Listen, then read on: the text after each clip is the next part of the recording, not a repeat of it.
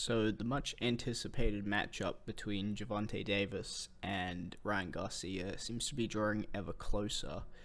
Both the guys keep winning, they keep calling for each other, and it seems that we're going to actually get the fight this year, hopefully. Obviously, this is a fight that's been talked about a lot, and it's been said that this fight's going to happen many times on both ends, and it just doesn't end up happening because of the politics of boxing.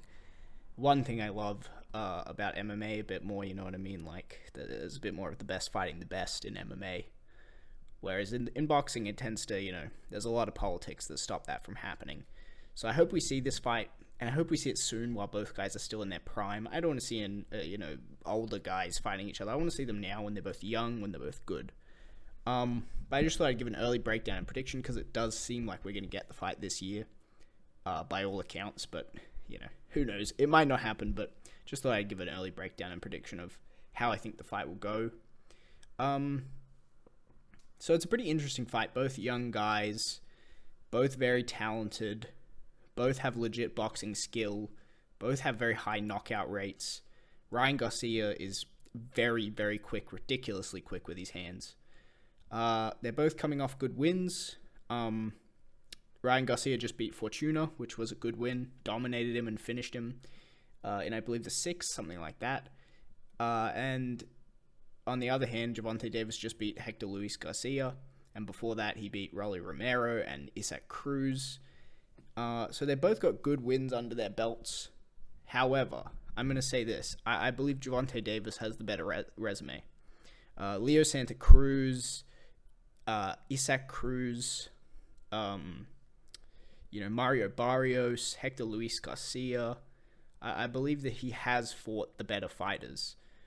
Even, I'm blanking on his name, but the guy that Gervonta won his first belt against, also a very legitimate, good fighter.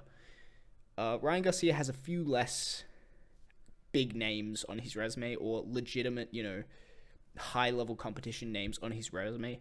Fortuna was a pretty legitimate win for him in his last outing, but Fortuna did not look good in that fight, you know what I mean? Ryan dominated him, and Fortuna just looked a bit slow and old, and just didn't look great in that fight. But, it is what it is. Ryan did what he had to do in that fight, you know what I mean? He won that fight convincingly, beat him up.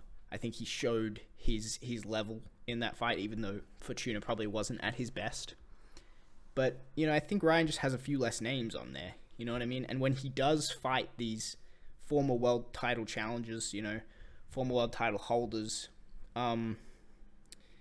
it's not as easy of a fight. Obviously, Fortuna held a world title, but Luke Campbell challenged Lomachenko for a world title. Luke Campbell was a very legitimate opponent, and that was not an easy fight for Garcia. Obviously, he got dropped quite badly in that fight.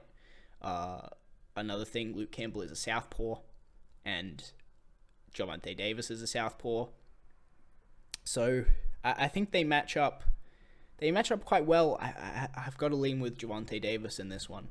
I think Gervonta Davis has a better resume, and I think he is the more skilled boxer. I think Gervonta Davis's skills get ignored quite a bit because he's a bit of a, he's a KO artist. Most of his wins are by KO. He usually knocks opponents out. But what people usually neglect to see when they just look at that KO rate is that he often gets those finishes later in the fights, especially against higher level opposition. He gets them later because he makes reads. He makes adjustments, and he picks shots very nicely. He'll usually have quite a low output until he finds that big punch. Especially early, he has a low output.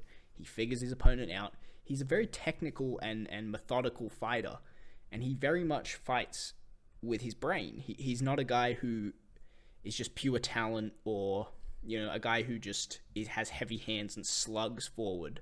He has a lot of legitimate boxing IQ and fight IQ, and I think he's very underrated in that aspect. Defensively, I think he's very underrated as well. He has very solid defense. He does get hit, but he has very solid defense. He's not just a powerhouse. And I think that gets ignored quite a bit when people see his resume and see how many finishes he has. But I would even go as far as to compare him in MMA to Piotr Jan. Not a Cheeto. I was going to say Cheeto Vera, but less so. I would say more so Piotr Jan. He makes his reads early. He'll often lose early rounds, and then he'll find the big punches that he needs to get the finish. And he finishes almost all of his opponents. You know what I mean? There's very few opponents he hasn't finished. And I just think we've seen Gervonta Davis struggle a lot less. He'll have close fights early, but he'll always pull away. He's never getting hurt by these guys. He's never struggling in the fight too much. I'll go out on a limb and say, I think people will disagree with this, but I'm going to say the hardest fight that Gervonta Davis had was probably Mario Barrios. Now, a lot of people will disagree and say, no, it was Isaac Cruz. Isaac Cruz, people argue Isaac Cruz should have won that fight. I wholeheartedly disagree. Watching live, I did think, ooh, that's a close one. I thought Gervonta had won watching live. But watching live, I was like, it might go to Isaac Cruz there. That's a very close fight. But I've rewatched the fight since, and it was a very obvious win for Gervonta Davis. Isaac Cruz did very well in the fight, especially on short notice. And he had a lot of successful moments. But even in the rounds where he was so successful, he lost most of them.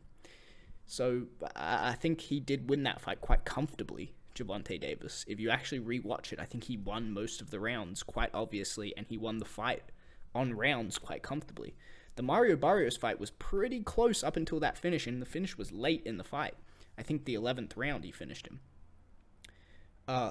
So I think Mario Barrios really tested Gervonta Davis, and he is a taller opponent. He's about the same size as Ryan Garcia. So I think Ryan Garcia does pose some issues for Gervonta Davis, but I am of the belief that Ryan Garcia he's more talent than skill. Now that's an opinion. I think you could argue with that. And I'm not saying he's not skilled. He's a very skilled boxer, obviously. But I do think he is more talent than skill. I think his talent has got him further than his pure skills.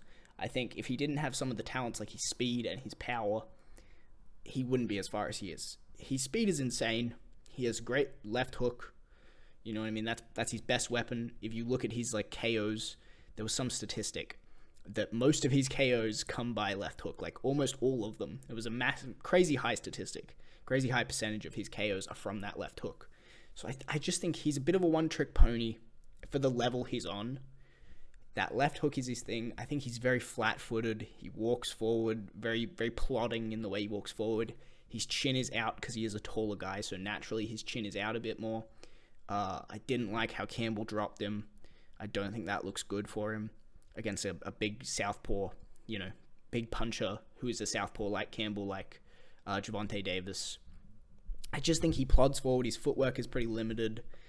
His defense is not the best. You know what I mean? Usually he can keep guys at distance with his speed and his power, but he's usually just plodding forward. The Fortuna fight, which was his most recent fight, he literally just walked forward quite flat-footed and just threw big combinations. But I think against a guy like Gervonta, that's going to be very tough, because I think Gervonta is going to be moving, using his superior footwork, using defense early. I think he'll get reads on Ryan Garcia, and I see him catching Ryan Garcia, and I don't know.